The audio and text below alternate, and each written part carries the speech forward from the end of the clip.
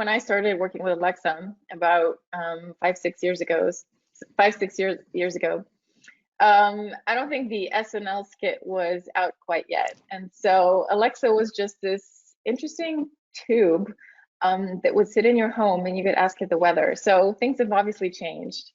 And as a researcher, to me, my primary goal is improving quality of life of older adults. Someone who has worked with elders for over 10 years in retirement communities, in higher education.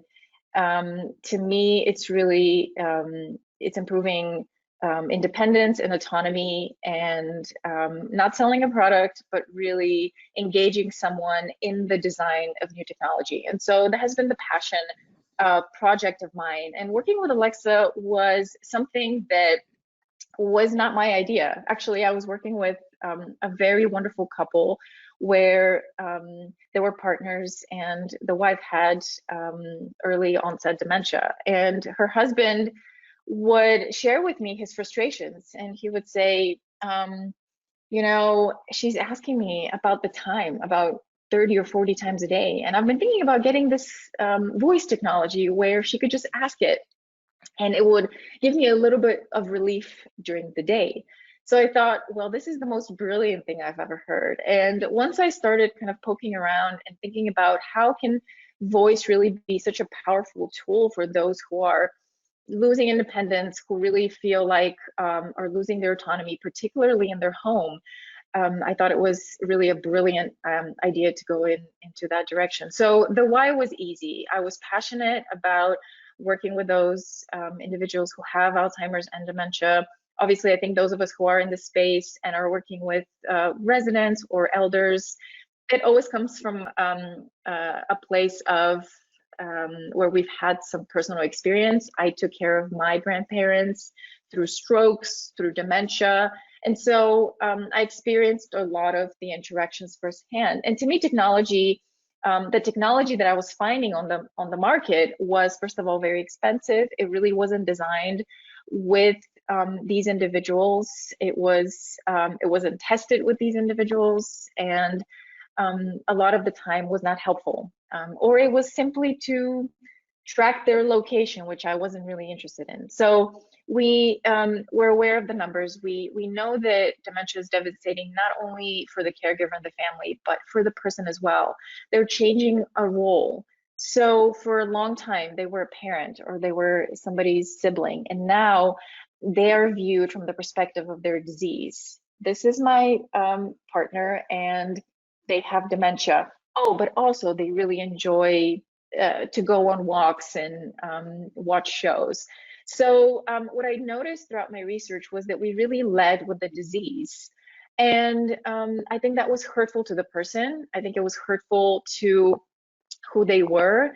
And I felt like being able to provide them with some sense of autonomy and freedom was really at the center of my mission and research. And so my focus was always on opportunity versus burden.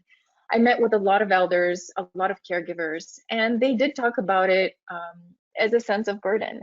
And I was always wondering, well, how could it be a burden if you've been with this individual for many years, if they're part of you, they're part of your family, you know everything about them. And so taking care of them shouldn't really be a burden, even though sometimes it may feel like it. And I felt like technology was a really good way to alleviate some of that and really kind of change that burden into an opportunity.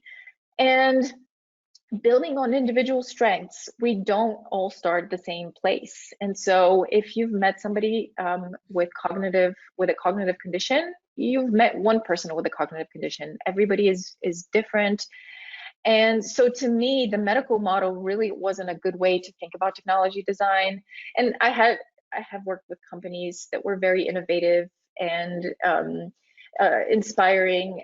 However, they never had any interactions with the end user and really didn't understand that lived experience. So for me, it was really about that intersection of those who were in gerontology and those who were in technology, and really kind of being that middle ground and informing one community about the other.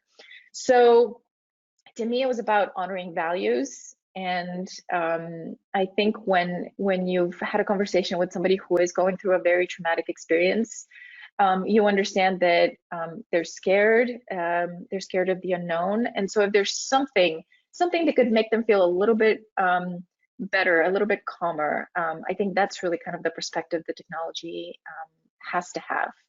So the what of my research was, well, why was I interested in the relationships? Truthfully, that's what technology needs to do. It needs to support everybody who's living in the home, particularly because we are trying to, well, now everybody's in our homes, but particularly for those who are caregivers and care recipients, I think those relationships are really important. And so supporting everybody in the home was really critical. And so to me, the way that I envision technology, and particularly voice, was really building this ecosystem of technologies that can talk to one another and really have every level of support. And so voice was a great medium because it was easy, it was intuitive, there was not a very steep learning curve. So you didn't have to necessarily learn how to use a tablet or a special device. Voice was natural. And so to me, going in the direction of exploring particularly the Amazon Alexa was important because at that time, they were really at the forefront of voice and AI. And so they were the best tool to really kind of support my mission and vision. So you may ask yourself, well, why couples? Why should we look at couples, particularly from the perspective of research? To me, it was important because, as I mentioned, these individuals had lived together for 50, 60 years. They know each other. They're very well connected. And the technology really, for me, was to support both of them in the home. And so not just the person who is experiencing dementia, but really the caregiver as well, who has a lot on their plate and really kind of has to take on a new role as someone who's taking care of somebody else. So the how was deploying the system, and we deployed units in caregiver and care recipients' homes. The ages were between 76 and 83, but we had quite a wide range. And just like any other research, we collected data for many months from each couple. We conducted interviews. The couples were kind enough to share all of their data with us, and also Amazon, as you can imagine. We didn't have a lot of security concerns at that time. I think they were open to experiencing something new and exciting. And so security wasn't a huge issue. Now, probably a little bit more. But the data was really interesting. And I know that that's probably what every researcher says, but it really informed really my future research, and it really informed the way that I talked about Alexa. I think it became a friend. It became part of the family more so than a piece of technology, and that was really important to discover. When I first launched the units in the homes, I had a colleague who asked me, well, what if there's a strange relationship that develops between Alexa and, let's say, the caregiver, and then there's a sense of jealousy, or there's all of these kind of different emotions? And I said, well, that would be very interesting to see. And I didn't find any adverse effects of Alexa. I think pretty much all of my findings were exceptionally positive. All of the interactions were interesting. Reading through a lot of the data on the Amazon Echo, if you're not familiar, basically every interaction that you have with her is recorded. So if I say, Alexa, what's the weather? That's recorded. So I was able to read all of the interactions. Some of them were funny, some of them were sad.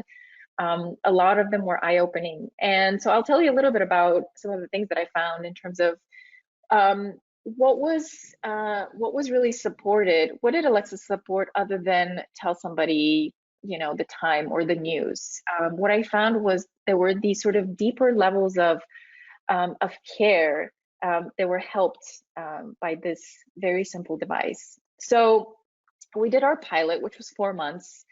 Ultimately, I continued to work with some of my couples for years, and it was exceptionally eye-opening because I saw the person with dementia progress and decline, and Alexa was able to support that individual as they were going through that decline, and also their care partner.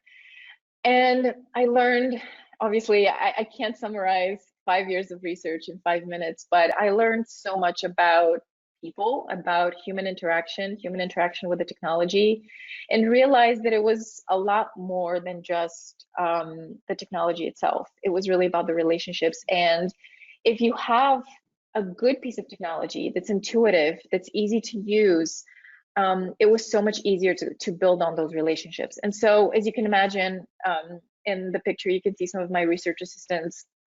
We all got attached to our couples, to our participants, and then our participants really got attached to Alexa. As I mentioned, it became their friend. One of the women that I was working with would call Alexa her girlfriend. You know, girlfriend told me about this today, or girlfriend told me about that. So those deeper relationships were really formed, which was really exciting. And what did we find? And if those of you are familiar with technology adoption, you know that a lot of the time technology is incorporated into the home and then ultimately collects dust, particularly with elders. We know this, and so for me, it was interesting to see that almost all of the couples in our pilot used Alexa a lot throughout the pilot study. There was only one couple who didn't, and this happens, right? Not everybody's going to love it and adopt it. And obviously, I went back to them and I had conversations about why they weren't interested, and it was absolutely a personality type. They didn't engage, they didn't find like it was useful, and that was really great findings as well. And so when I went back and I aggregated some of those findings to sort of go back to Amazon and say, here's what elders with cognitive conditions are really interested in, that was particularly helpful.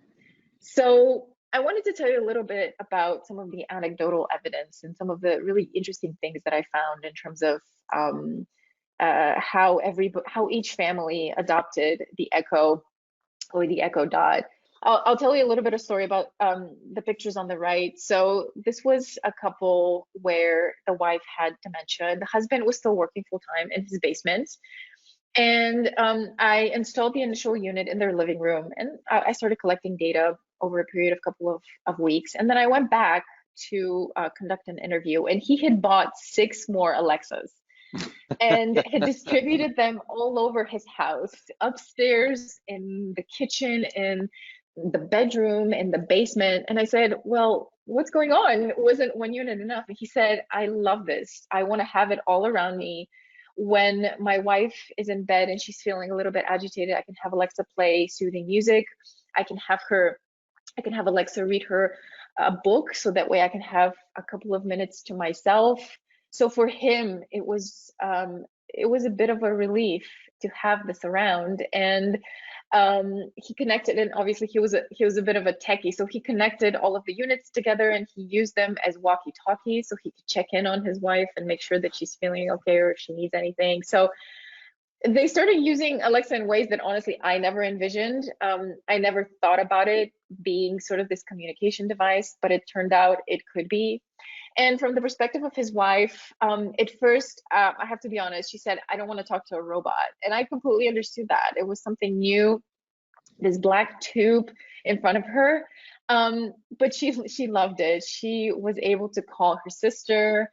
And obviously, as the research progressed, we were able to get her the Echo Show, which had a screen and you could actually see the person on the other side.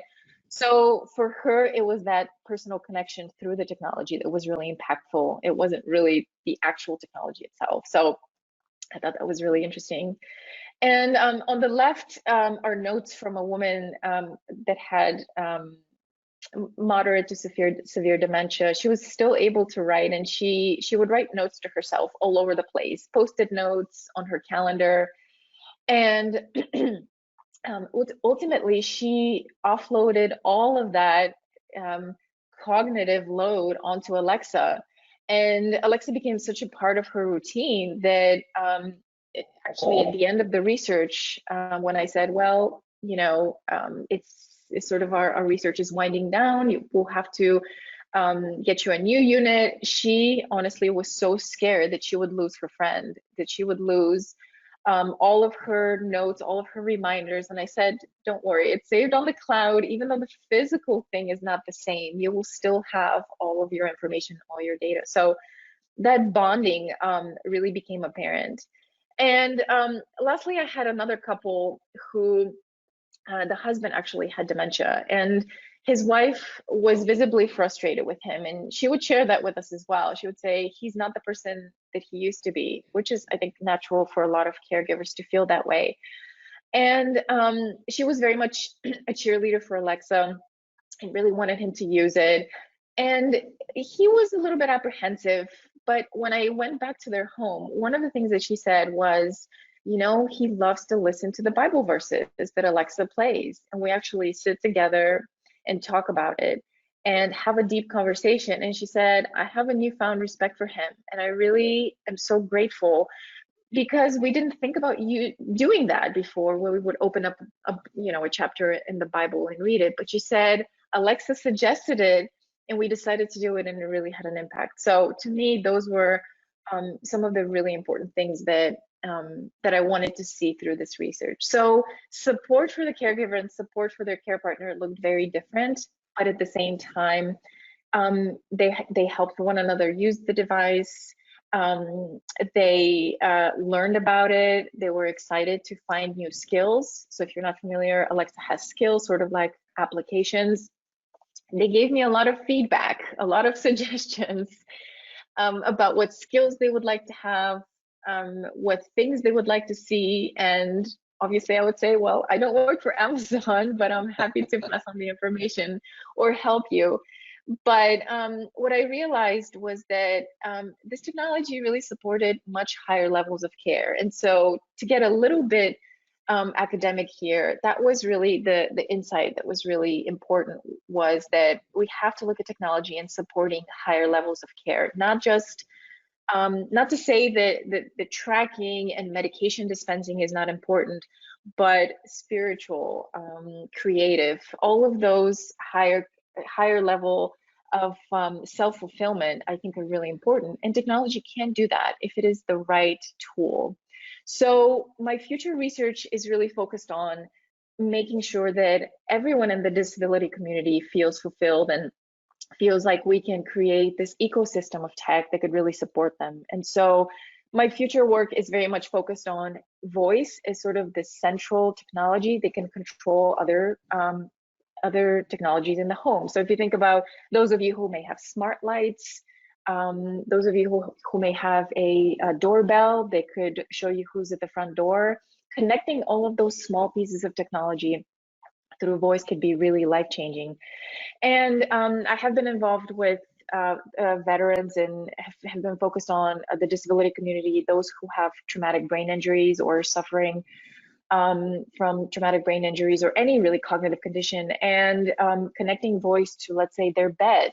So waking up in the morning and saying, Alexa, please lift my bed, so that way you don't have to lay down and stare at the ceiling for 3 hours, can make a huge difference in someone's life. So really the idea here was from cure to care with voice agents. We're not trying to cure the disease. We can't. We're trying to support the person's choice and really think about the person's needs. A lot of the time, as I mentioned, we come from the perspective of the disease, but it really should come from the perspective of the person. And so I will not bore you with my academic jibber jabber, but this is sort of the hierarchy that I use to look at other technologies as well, not just Alexa, but as you know, Google Home and lots of other tech that is coming out on the market. And this basics model was really influential in how do we look at tech, how do we deploy it in the right way, and most importantly, strengthening the relationship between the user and the designer, because a lot of the time there's a big gap, and they don't talk to one another and don't often understand one another. So Alexa was really much more than just management of symptoms. It was for both the individuals and the dyad. But if you think about multi-generational families and how grandparents can use it with grandchildren and really build those relationships that could be really impactful. So a lot of the assistive tech that I see in my work is really kind of to support day-to-day living. And to me, it should be quality of life. So those higher levels really need to be thought about when we're thinking about technology design and deployment. And as I mentioned, my future work is with TBI and cognitive conditions. I think it's really important work to be done, and voice can be hugely impactful. So I'm really excited about where the future of voice is going. Thanks. Well, very good. Thank you, Dr. Reitz. Fascinating stuff.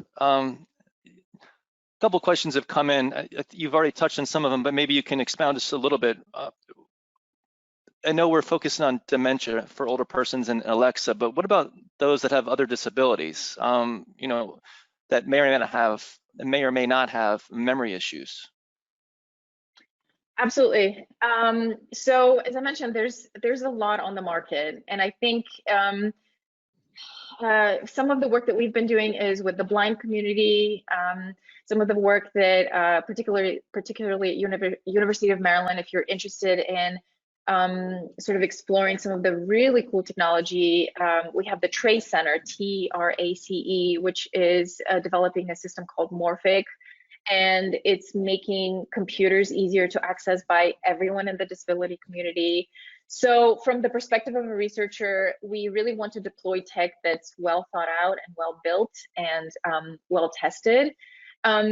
But in terms of voice, I think if you think about somebody with tactile issues, with vision impairment, we actually did run a study with elders who had some visual problems, and sometimes even just being able to talk about the grocery list and voice add your groceries to your list and be able to go to the grocery store, and then the Alexa app kind of tell you the grocery list can be a huge help. So I think it can really support a wide range of abilities. You had mentioned this briefly, security concerns back when you first started this. What have you seen? How has that changed? Or how has the security or lack thereof, how has it evolved since when you first started to today? Well, truthfully, it's much worse. I think at that point, probably Amazon didn't really know what they had or what they were doing. And now, if you have an Echo in your home and she asks you to meet you, she'll say to me, "Oh, Galina, I'd like to learn about your voice. This is all being recorded." And I think it's sort of that challenge of what are we willing to give up and what are we getting back. And so, and not to be cynical, but everybody's listening to us and watching us and recording our data. And so it's really about what is your comfort level about security to give up. And for those individuals, it was worth to have Alexa probably record a lot of your conversations in order to gain some of that independence back. No, I know you had mentioned some of the things, the technologies that are growing the home, smart light, et cetera.